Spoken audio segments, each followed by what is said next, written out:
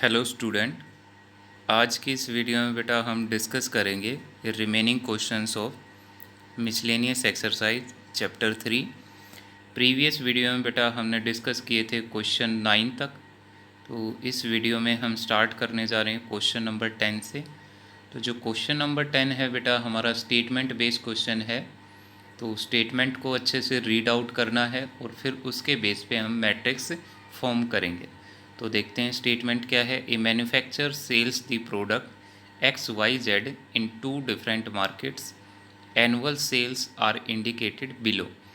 कि एक मैन्युफैक्चर है वो सेल करता है 3 टाइप ऑफ प्रोडक्ट्स को, एक्स वाई जेड। तो 3 तरह के प्रोडक्ट हैं उसके पास एक्स वाई जेड, और 2 डिफरेंट मार्केट के अंदर वो उनको सेल करता है।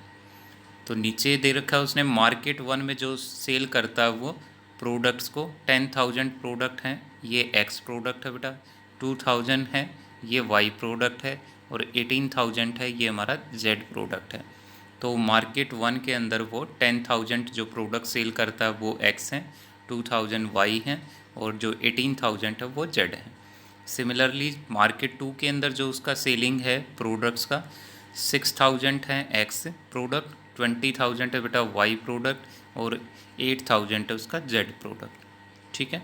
तो दोनों मार्केट्स के अंदर उसके जो प्रोडक्ट्स हैं बेटा ये हैं 10,000 6,000 ये उसका एक्स प्रोडक्ट है, और 2,000 20,000 ये वाई प्रोडक्ट है, और 18,000 और 8,000 ये उसका जेड प्रोडक्ट है जो कि वो सेल करेगा दोनों मार्केट्स के अंदर। उसके बाद क्या दिया उसने, देखते हैं नेक्स्ट।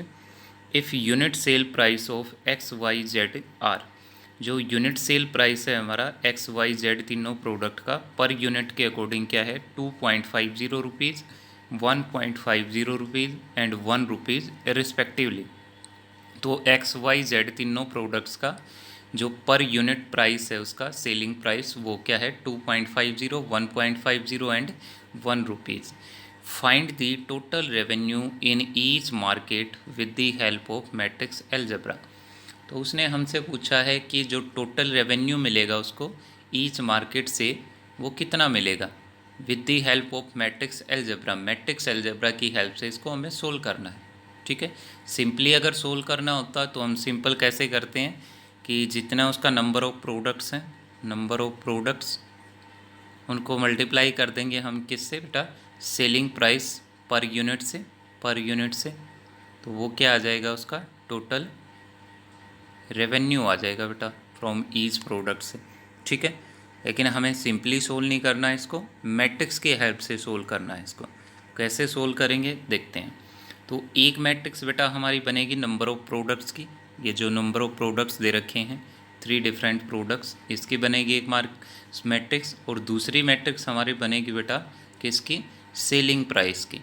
जो भी पर यूनिट सेलिंग प्राइस है एक मैट्रिक्स हमारी उसकी बनेगी। तो कैसे फॉर्मेशन करेंगे मैट्रिक्स की, देखो the matrix representing the sales is a matrix बना ली हमने। यहाँ पे क्या है हमारी सेलिंग, टोटल जो उसकी सेल है प्रोडक्ट्स की उसके।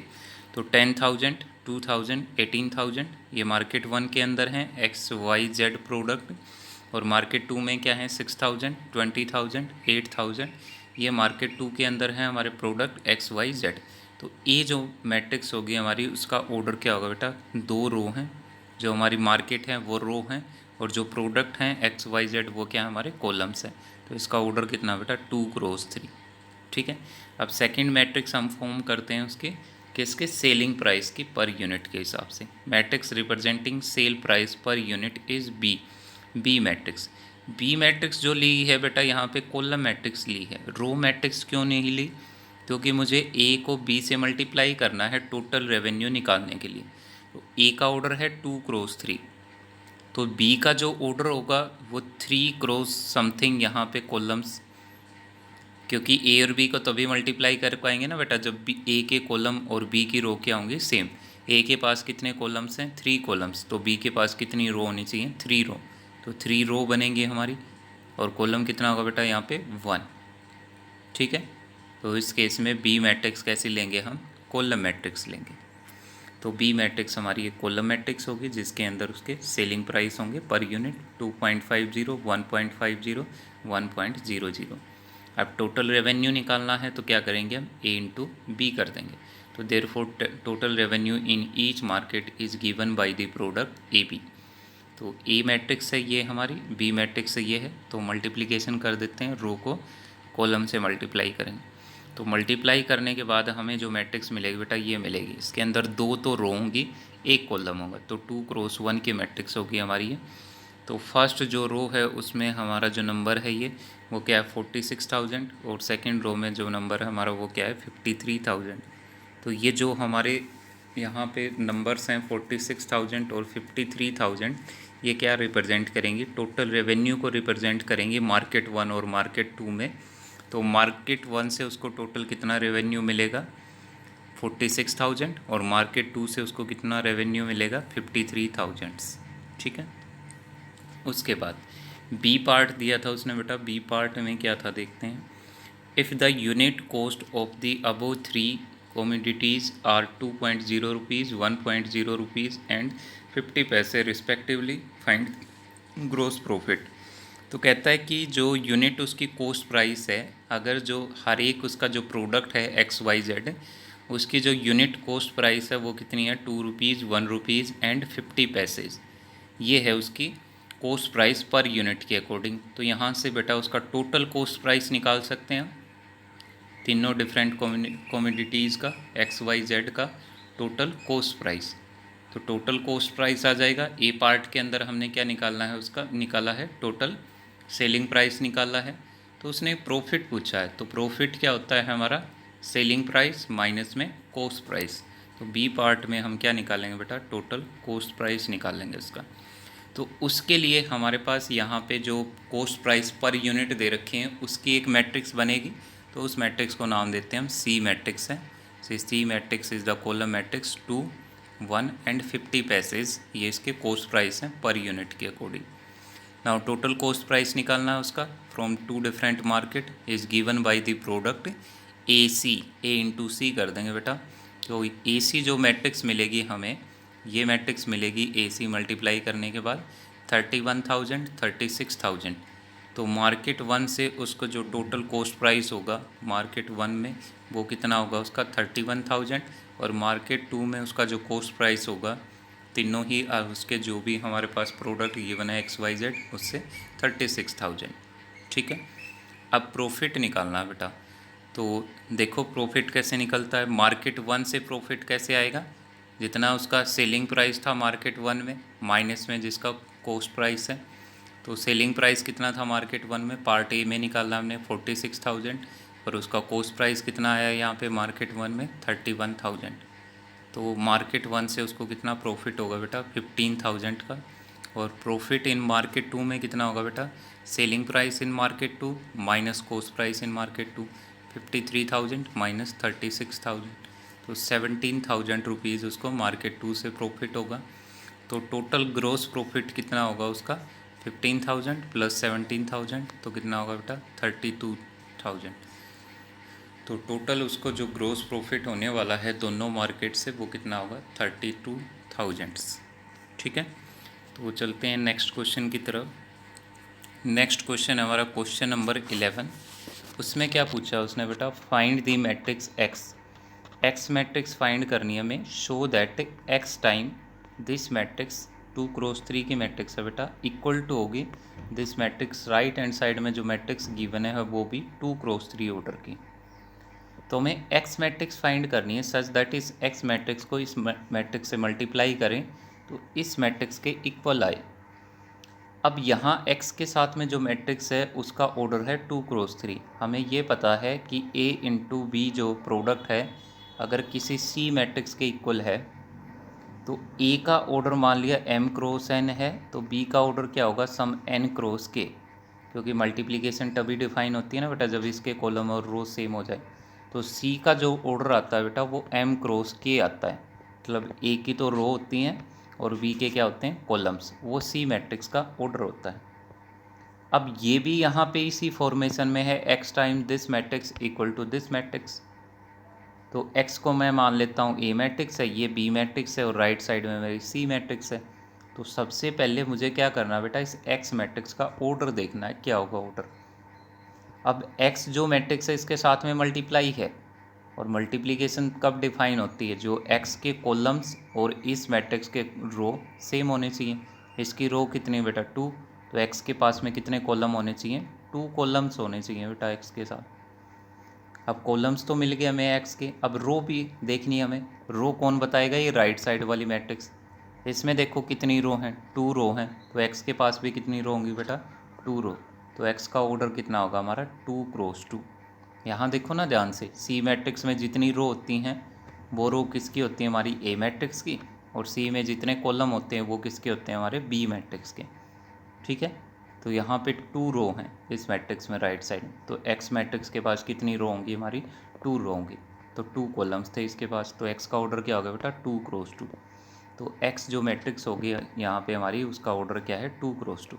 तो मान लिया मैंने जो एक्स मैट्रिक्स है 2 क्रॉस 2 ऑर्डर की, वो ये है जिसकी एंट्री हैं ए बी सी डी। ठीक है, मुझे यहाँ पे ये एलिमेंट्स फाइंड करने हैं, ए बी सी डी क्या होंगे। तो रख देते हैं बेटा यहाँ कंडीशन में X matrix into this matrix equal to right side में ये थर्ड मैट्रिक्स। अब जो लेफ्ट में ये दोनों मैट्रिक्स हैं बेटा एक्स और ये मैट्रिक्स है, इसको मल्टीप्लाई करो। मल्टीप्लाई करने से तुम्हें ये मैट्रिक्स मिलेगी यहाँ पे, और राइट साइड में ये मैट्रिक्स है। अब दोनों मैट्रिक्स इक्वल कब होंगी, जब कोरोस्पोंडिंग एलिमेंट सेम होंगे। तो पहले एलिमेंट को पहले के इक्वल रखो, दूसरे को दूसरे के, एट सो ऑन। तो a + 4b -7 हो जाएगा, 2a + 5b -8, 3a + 6 eight so on. तो यहाँ 6 एलिमेंट हैं, तो 6 इक्वेशन बन जाएंगी हमारी। तो फ्रॉम इक्वेशन 1, अब यहाँ ध्यान से देखो, जो 1 2 3 हैं उसमें ए बी हैं, और जो 4 से लेके 6 तक हैं उसके अंदर सी डी हैं। तो पहले ए और बी की वैल्यू फाइंड करते हैं हम 1 2 3 का यूज़ करके। तो फ्रॉम 1 से देखो a + 4b = -7, तो a किसके इक्वल हो जाएगा, यहाँ पे देखो -7 -4b। ये a की वैल्यू बेटा आइदर 2 में या 3 में किसी में पुट कर दे। तो पुटिंग वैल्यू ऑफ a इन 2 में रखते हैं तो क्या बनेगा, ये देखो 2a + 5b = -8, ये हमारी 2 थी। a की वैल्यू रख दो इसके अंदर, तो वैल्यू रखने से हमारे पास b की वैल्यू आ जाएगी बेटा -3। अब इक्वेशन ऐसे ही, ये जो b की वैल्यू है बेटा वापस किस में पुट करो, इस 7 में, जो ऊपर 7 आई थी यहाँ पे, इसके अंदर पुट कर दो, तो a की वैल्यू मिल जाएगी तुम्हें कितनी, 1। अब ए और बी आने के बाद हम सी और डी को फाइंड करेंगे, तो इक्वेशन 4 पे चलते हैं। तो 4 क्या है, c + 4d = 2। तो c किसके इक्वल हो जाएगा, 2 - 4d से दिस इज 8। तो ये c की वैल्यू पुट कर दो बेटा इधर 5 या 6 में। 5 में पुट किया हमने c की वैल्यू, तो वहाँ से तुम्हें d की वैल्यू मिल जाएगी बेटा क्या, 0। अब ये d की वैल्यू यहाँ रखो तो c की वैल्यू मिल जाएगी, c की वैल्यू कितनी होगी 2। तो हमें चारों एलिमेंट मिल गए एक्स मैट्रिक्स के, ए बी सी डी। ए तो आया हमारा 1 के इक्वल, बी आया -2, सी आया 2 और डी आया 0। तो एक्स मैट्रिक्स क्या हो जाएगी हमारी, 1 - 2 2 0। यही हमें फाइंड करनी थी। ठीक है, तो क्वेश्चन नंबर जो 12 है बेटा, वो कल हमने जो मिसलेनियस एक्सरसाइज के क्वेश्चन किए हैं 1 से 9, उसके अंदर जो 3-4 क्वेश्चंस थे मैंने बताया था पीएमआई की हेल्प से सोल्व होते हैं, प्रिंसिपल ऑफ मैथमेटिकल इंडक्शन। तो क्वेश्चन नंबर 12 भी वैसा ही है, इसमें भी हम प्रिंसिपल ऑफ मैथमेटिकल इंडक्शन का यूज़ करेंगे। तो if A and B are square matrices of the same order such that A B equal to B A, तो ये कंडीशन हमें गिवन है कि ए बी किसके इक्वल है, बी ए के इक्वल है। देन प्रूव बाई इंडक्शन, तो इसने बता भी दिया इंडक्शन की हेल्प से प्रूव करना है दैट ए बी की पावर एन इक्वल टू होगा बी की पावर एन इंटू ए। फर्दर सेकेंड पार्ट में प्रूव करना है, प्रूव दैट ए बी की पावर एन, पूरे की पावर एन है ये, किसके इक्वल होगा, ए की पावर एन इंटू बी की power N for all N belongs to natural number. ठीक है, तो कल हमने बेटा प्रिंसिपल ऑफ मैथमेटिकल इंडक्शन सीखा था, तो उसी का यूज़ करके हम इस क्वेश्चन को भी सोल्व करेंगे।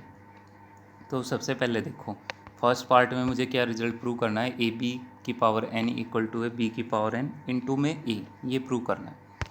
तो by principal of mathematical induction, तो सबसे पहला स्टेप क्या होता है बेटा, उसमें हम रिजल्ट को प्रूव करते हैं फॉर एन इक्वल टू 1 के लिए। तो सबसे पहले क्या करोगे, पुट एन इक्वल टू 1, तो रख दो यहाँ लेफ्ट राइट दोनों में 1 में। तो ए बी की पावर 1 इक्वल टू बी की पावर 1 इंटू ए।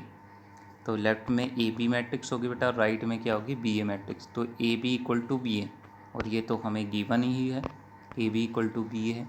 इसका मतलब हमारा रिजल्ट क्या होगा बेटा, ट्रू होगा फॉर n इक्वल टू 1 के लिए। फिर सेकेंड स्टेप में क्या करते हैं बेटा, PMI में हम कि मान लेते हैं जो रिजल्ट है हमारा वो ट्रू है for n equal to k के लिए, और फिर हम उसको प्रूव करते हैं for n equal to k plus 1 के लिए। तो let the result is true for n equal to k, तो k रख दो n की जगह, तो हो जाएगा ये a b की power k equal to b की power k into a, say this is true. तो ये हमने मानना है बेटा कि रिजल्ट ट्रू है हमारा k के लिए। तो उसके लिए हमारी क्या इक्वेशन बनेगी, a b की पावर k की इसके इक्वल होगा b की power k into a। Now we will prove that result is true for n equal to k plus 1। तो k प्लस 1 के लिए हमें इस रिजल्ट को प्रूव करना है, और प्रूव करने का मतलब क्या है, क्या बननी चाहिए हमारी कंडीशन, अगर result n equal to k plus 1 के लिए ट्रू प्रूव करना है तो a b की पावर k प्लस 1 किसके इक्वल होना चाहिए, b की power k plus 1 into a। तो ये कंडीशन मुझे प्रूव करनी है for n equal to k plus 1 के लिए। तो इसमें क्या करेंगे बेटा, हम लेफ्ट हैंड साइड उठाएंगे और इसको राइट हैंड साइड के इक्वल दिखाएंगे। तो लेफ्ट हैंड साइड उठाओ, क्या है हमारी यहाँ पे a b की पावर k प्लस 1। तो इसको मैं क्या लिख सकता हूँ बेटा, a b की पावर k इंटू बी की पावर 1। इसको ब्रेक कर लिया पावर को, b की पावर k इंटू बी की पावर 1 में। अब बेटा नेक्स्ट स्टेप में क्या किया हमने, इन दोनों को एक साथ रखा, a b की पावर k इंटू बी को अलग रखा हमने। तो इसमें ये रिजल्ट यूज़ कर दो इक्वेशन 2 से, a b की पावर k किसके इक्वल है, b की power k into a, into में b matrix as it is. Next step में क्या करो बेटा, b की पावर k को तो बाहर रखो और ब्रैकेट में रखो a b। तो यहाँ पे हमने रूल यूज़ किया बेटा एसोसिएटिव प्रॉपर्टी कि अगर 3 मैट्रिक्स हैं a b c, तो a b इंटू में c किसके इक्वल होता है हमारा, a time b c, a को बाहर निकाल सकते हैं। ठीक है, तो यहाँ पे जो ये स्टेप में मैंने ये रूल लगाया है, ये कौन सा लगाया है, एसोसिएटिव प्रॉपर्टी ऑफ मल्टीप्लिकेशन। तो b की पावर k बाहर होगा और अंदर ब्रैकेट में हम किसको रख देंगे, a और b को। अब ए बी किसके इक्वल, हमारा बी ए के इक्वल है, तो ए बी की जगह नेक्स्ट स्टेप में क्या रखेंगे हम, बी ए। दोबारा फिर एसोसिएटिव प्रॉपर्टी यूज़ करो और b की पावर k और b को एक साथ रखो और a को बाहर निकाल दो। तो अब b की पावर k इंटू बी की पावर 1, इसको हम कंबाइन करेंगे तो क्या हो जाएगा, b की पावर k प्लस 1 इंटू में a मैट्रिक्स। और यही हमारी राइट हैंड साइड थी इसकी, for n equal to k plus 1। That means हमारा जो रिजल्ट है वो ट्रू होगा for n equal to k plus 1। Therefore, result is true for all n belongs to natural number by using the principle of mathematical induction। ठीक है, तो इसका second part भी बेटा सेम प्रूव होगा बिल्कुल एज इट इज़, वो try करना है तुमने। तो नेक्स्ट चलते हैं हम क्वेश्चन नंबर 13 पे। तो जो क्वेश्चन नंबर 13 है हमारा, उसमें ए मैट्रिक्स गिवन है जिसका ऑर्डर है 2 क्रॉस 2। एंट्री हैं ए मैट्रिक्स की alpha beta gamma minus alpha is such that A square equal to है आइडेंटी देन। तो नीचे हमें 4 ऑप्शन दे रखे हैं, तो बताना है अल्फ़ा बीटा में क्या कंडीशन होगी इन चारों में से। तो ए मैट्रिक्स गिवन है, साथ में हमें कंडीशन दे रखी है कि ए स्केयर जो है वो आइडेंटी के इक्वल है। तो इस मैट्रिक्स में जो अल्फ़ा बीटा गामा है, तो उनके बीच में हमें रिलेशनशिप फाइंड करना है, क्या रिलेशन होगा। ठीक है, तो फिर हम देखें कौन से ऑप्शन में मैच करेगा। तो सबसे पहले तो बेटा ए स्केयर की बात हुई है, यहाँ पे ए स्केयर निकालो। ए स्केयर क्या होता है, ए इंटू ए। तो ए मैट्रिक्स को ए से ही मल्टीप्लाई करो, मल्टीप्लाई करने से मैट्रिक्स मिलेगी तुम्हें, वो है alpha square plus beta alpha, alpha beta minus alpha beta, alpha gamma minus alpha gamma, beta gamma plus alpha square. ये तो बेटा कैंसिल हो जाएंगी, तो ये एंट्री 0 बन जाएगी यहाँ पे, ये वाले भी 0 बन जाएगी। तो क्या I, A square matrix alpha square plus beta gamma 0 0 alpha square plus beta gamma. Now condition use करो, गिवन कंडीशन क्या है कि A square equal to identity. तो ये ए स्केयर आ गई है, इसको आइडेंटी के इक्वल रखो। आइडेंटी क्या है, 2 क्रॉस 2 ऑर्डर की रखनी है बेटा, जितना ऑर्डर ए का होता है उतना ही हम आइडेंटी मैट्रिक्स का ऑर्डर रखते हैं। तो 2 क्रॉस 2 की आइडेंटी मैट्रिक्स है।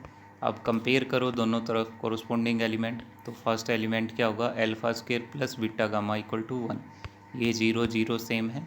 लास्ट वाला एलिमेंट भी सेम है हमारा, alpha square plus beta gamma equal to 1। तो यहाँ से बेटा alpha square plus beta gamma को इधर राइट साइड में ले आओ, तो क्या होगी ये condition, 1 minus alpha square minus beta gamma equal to 0। तो ये कंडीशन हमारी ऑप्शन सी में सेटिस्फाई होती है कि 1 minus alpha square minus beta gamma equal to 0। ठीक है, उसके बाद चलते हैं बेटा क्वेश्चन नंबर 14 पे। क्वेश्चन नंबर 14 भी हमारा MCQ है, अच्छा क्वेश्चन है ये, कम्पिटिटिव एग्ज़ाम में आता है इस तरह का क्वेश्चन। तो क्या है statement, if A matrix A is both symmetric and skew symmetric matrix. कहता है कि एक ए मैट्रिक्स है जो कि सिमेट्रिक भी है और स्क्यू सिमेट्रिक भी है, तो देन उस ए के बारे में बताना है वो कैसी मैट्रिक्स होगी। फर्स्ट ऑप्शन है A is a diagonal matrix, second है A is a zero matrix, third है A is A square matrix और फोर्थ ऑप्शन है नन ऑफ दीज। ठीक है, तो हम यूज करते हैं जो हमारी गिवन कंडीशन है कि A is A square matrix such that A is both symmetric and skew symmetric matrix. तो पहले बेटा सिमेट्रिक मैट्रिक्स की कंडीशन यूज़ करो, क्या होती है, A transpose equal to A, that is say equation 1, क्योंकि ए क्या है हमारी सिमेट्रिक मैट्रिक्स है। फिर स्क्यू सिमेट्रिक की कंडीशन यूज़ करो, वो क्या होती है, A transpose equal to minus A, say this is second equation, A is a skew symmetric. Now from 1 and 2 से, 1 और 2 को ध्यान से देखो बेटा, लेफ्ट हैंड साइड इक्वल है इनकी, तो ये राइट हैंड साइड भी इक्वल होनी चाहिए। तो राइट हैंड साइड इक्वल होगी तो क्या होगा हमारा, फ्रॉम 1 एंड 2 से ए इक्वल टू है माइनस ए, तो यहाँ से ए प्लस ए, माइनस ए को लेफ्ट में लेके आएंगे तो ए प्लस ए इक्वल टू 0, तो 2a इक्वल टू 0, तो यहाँ से a equal to 0, that means a is a zero matrix. तो अगर a जीरो मैट्रिक्स होगी तभी वो सिमेट्रिक और स्क्यू सिमेट्रिक दोनों बनेगी। कोई भी नॉन जीरो मैट्रिक्स ऐसी नहीं होगी बेटा जो सिमेट्रिक बने और स्क्यू सिमेट्रिक भी बने, सिर्फ जीरो मैट्रिक्स ही ऐसी होगी जो सिमेट्रिक भी बनेगी और स्क्यू सिमेट्रिक भी बनेगी। ठीक है, तो हमारा कौन सा ऑप्शन करेक्ट है यहाँ पे, option B is correct, A is a zero matrix. तो क्वेश्चन नंबर 15 है हमारा, लास्ट क्वेश्चन है बेटा ये मिसलेनियस एक्सरसाइज का हमारा। तो देखते हैं क्या है, if A is a square matrix such that A square equal to है ए कोई स्केयर मैट्रिक्स है, कंडीशन गिवन है ए का स्केयर ए के इक्वल ही आता है, देन आई प्लस ए का cube minus 7a is equal to, तो हमें इसकी वैल्यू फाइंड करनी है बेटा, क्या होगा, आई प्लस ए का क्यूब माइनस 7a किसके इक्वल आएगा, नीचे ऑप्शन गिवन है ए मैट्रिक्स के इक्वल होगा, आई माइनस ए के इक्वल होगा, आई के इक्वल होगा या 3a के इक्वल होगा। तो फाइंड करते हैं चलो कंडीशन। तो given that A square equal to A, ये हमें गिवन है, वैल्यू किसकी फाइंड करनी है मुझे, इसकी, आई प्लस ए का होल क्यूब माइनस 7a। तो सिंपल यहाँ क्यूब ओपन करो बेटा, ए प्लस बी का होल क्यूब क्या होता है, A cube plus B cube plus 3a square B plus में 3ab स्केयर, क्यूब ओपन करो, आई का cube plus A cube plus में 3i स्केयर ए प्लस में 3a square I minus 7a। I cube identity matrix का बेटा square करें, cube करें या पावर 4 करें तो वापस से वो किसके इक्वल होगी, आइडेंटी मैट्रिक्स। आइडेंटी मैट्रिक्स को चाहे कितनी मर्जी बार हम मल्टीप्लाई करें आइडेंटी मैट्रिक्स खुद के साथ में, तो हमेशा वो किसके इक्वल आएगी, आई के इक्वल होगी। तो आई क्यूब किसके इक्वल होगा, आई के। ए क्यूब एज इट इज़ रखा मैंने, ऐसे ही आई स्केयर भी किसके इक्वल होगा, आई के, 3a square I as it is minus 7a। उसके बाद नेक्स्ट स्टेप में देखो बेटा, I as it is A cube को लिखा गया है A square into A plus में 3ia, और आई इंटू ए करते हैं तो वापस से हमें क्या मिलता है, ए मैट्रिक्स मिलती है, दैट इज़ आई क्या है, मल्टीप्लिकेटिव आइडेंटी है, तो आई ए की वैल्यू क्या होगी, ए। तो हमने यहाँ आई ए की जगह क्या रख दिया, ए स्केयर आई भी बेटा ऐसे ही ए स्केयर हो जाएगी माइनस में 7a। नेक्स्ट स्टेप देखो क्या बना, I as it is A square की जगह हमने ए पुट कर दिया, हमें कंडीशन गिवन है ए स्केयर इक्वल टू है ए के, तो ए स्केयर की जगह हमने यहाँ पे ए रखा है, A into A, 3a as it is 3a square minus 7a। Next step देखो, आई प्लस में ए स्केयर प्लस में 3a plus 3a square minus 7a। तो नेक्स्ट स्टेप में देखो ए स्केयर कितनी बार आएगा हमारा, 4 टाइम ए स्केयर, 3a माइनस 7a कितना हो गया, माइनस 4a। तो आई प्लस में अगेन यहाँ पे ए स्केयर की जगह बेटा ए रखा गया है, तो प्लस में 4a माइनस में ये 4a, तो 4a से 4a कैंसिल, तो क्या बचेगा, आई। तो इसकी वैल्यू क्या आएगी बेटा, आई आएगी, दैट इज़ आइडेंटी मैट्रिक्स के इक्वल आएगा ये। तो कौन सा ऑप्शन करेक्ट हुआ हमारा, सी ऑप्शन करेक्ट है कि इसकी जो वैल्यू आएगी वो किसके इक्वल आएगी, आइडेंटी मैट्रिक्स के। कब, जब ए स्क्वेयर किसके इक्वल होगा, ए के इक्वल। ठीक है, ओके। बाकी फिर हम नेक्स्ट चैप्टर स्टार्ट करेंगे बेटा कल से, chapter 4 determinant of A matrix. Thank you so much.